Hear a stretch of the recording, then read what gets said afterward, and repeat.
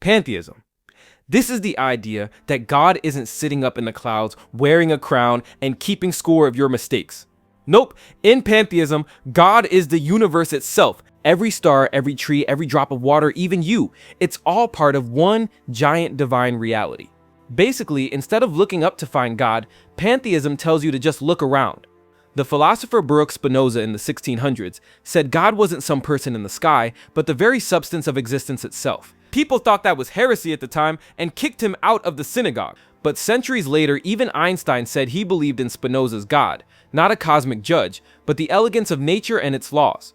Basically, pantheism says three things. 1. God and the universe are the same thing. 2. God isn't far away but is present in every bit of creation. And 3. That means everything is connected. You, me, the stars, the ants in your backyard. It's all one big divine family. To a pantheist, walking in a forest or looking at the night sky isn't just pretty, it's a kind of spiritual experience. Pantheism also comes in different flavors. Naturalistic pantheists treat science as sacred, seeing God in physics, biology, and the laws of nature. Mystical pantheists dive into meditation or trance to feel one with the universe, and philosophical pantheists argue about God as the ground of all being, but not really a personality, more like the operating system of reality. Why do people find it appealing? Well, pantheism is a bridge between science and spirituality. You can be totally in awe of galaxies, black holes, and DNA, and still call that awe God. Panentheism.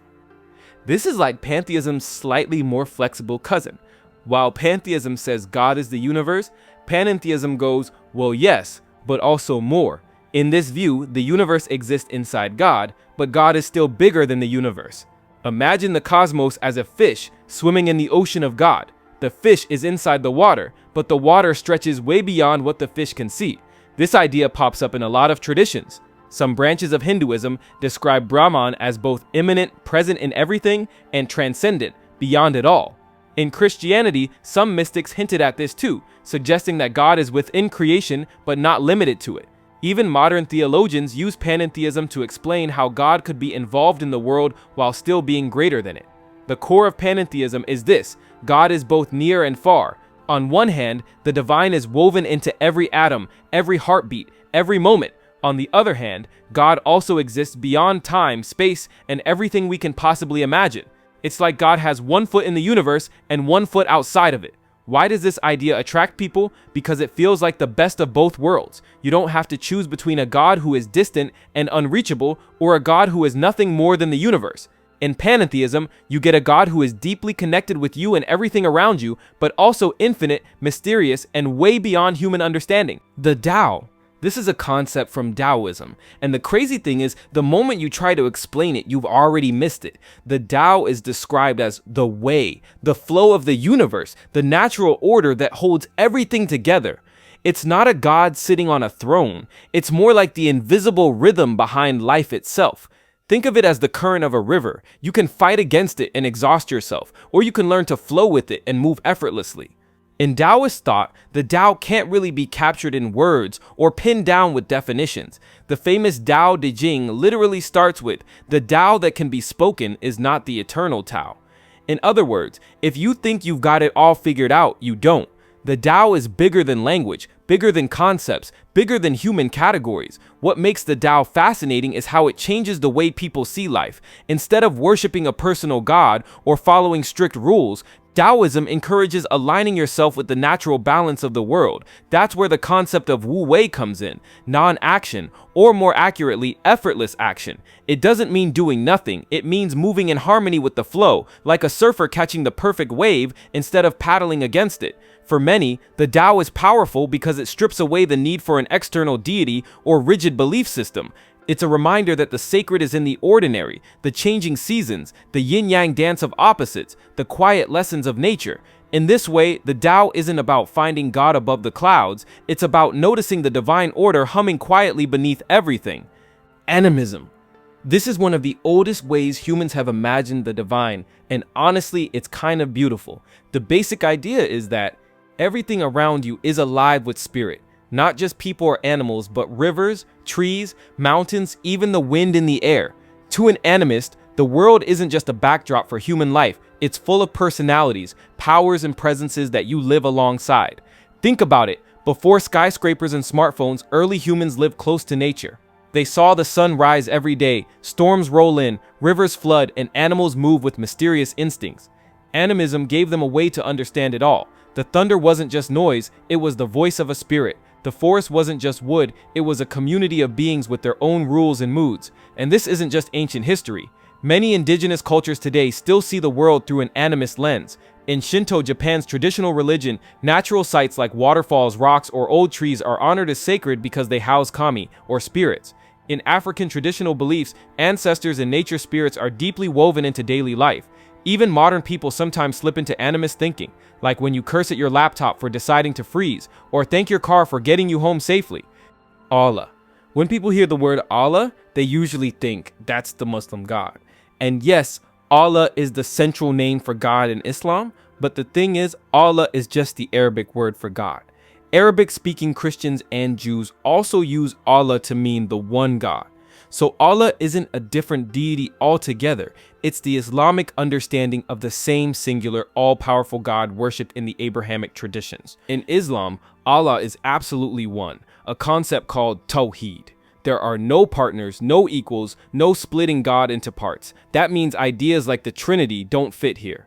Allah is beyond comparison, beyond human form, and beyond imagination. The Quran even says, there is nothing like unto him. You can't draw Allah, you can't box him in, and you definitely can't shrink him down into a statue or idol. But while Allah is utterly transcendent, he's also described as deeply personal. Islam teaches 99 names of Allah, qualities like Ar-Rahman, the most merciful, Al-Adl, the just, Al-Alam, the all-knowing. These names give believers different lenses to understand the same infinite being. So Allah is both majestic and intimate, unreachable yet closer to you than your jugular vein. What makes Allah fascinating in the concept of God lineup is the balance between oneness and nearness.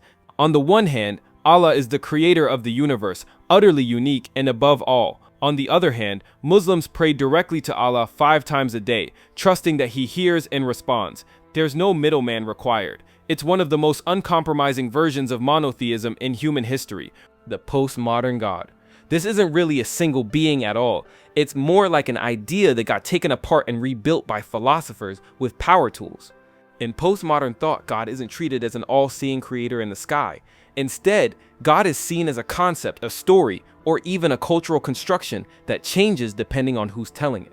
Think of it like this. In the Middle Ages, God was the unquestioned center of the universe. In the Enlightenment, philosophers argued about whether reason or science left room for God. But in postmodernism, the question isn't does God exist, so much as what do we even mean when we say God? Different cultures, different times, and even different individuals create their own versions of God, and none of them can claim the final word. Some postmodern thinkers go even further. They'll say that God is more like a symbol of meaning than an actual being. People project their hopes, fears, and values onto the idea of God, and in that sense, God reveals more about humans than about the divine. Others flip it around and suggest that God might be found in the gaps, the uncertainty, or even the silence, in the places where traditional definitions break down. What makes the postmodern God fascinating is that it's slippery. It doesn't give you a solid figure to worship, but it forces you to look at how humans construct belief and how much our image of God says about ourselves. To a postmodern thinker, God isn't a thunderbolt thrower or even a cosmic consciousness. God is a mirror, reflecting back the stories and meanings we weave as a society. The hidden God. This is the idea that God is real, but deliberately keeps himself out of sight. In fancy theology, this is sometimes called Deus absconditus, the God who hides. Unlike religions where God is obvious and constantly intervening, this concept says the divine is mysterious, withdrawn, and maybe even silent on purpose. You'll find the hidden God theme in a lot of traditions. In Christianity, Martin Luther talked about a God who sometimes conceals himself from human understanding, testing faith through silence. In Judaism, there's the idea of Hester Panim, or the hiding of God's face, when God seems absent in times of suffering. Even in modern philosophy, some argue that God hides so humans can have genuine freedom, because if God was always flashing neon signs of his presence, we'd have no choice but to believe. The hidden God can be comforting or unsettling, depending on how you look at it. On one hand, it explains why life often feels confusing or unfair. Maybe God's plan is bigger than what we can see. On the other hand, it leaves people wrestling with doubt. If God is real but hidden, how do we connect with him? How do we know he's really there? What makes this idea fascinating is that it sits right on the edge of faith and doubt. The hidden God isn't the loud, miracle-working deity who shows up in fire and thunder.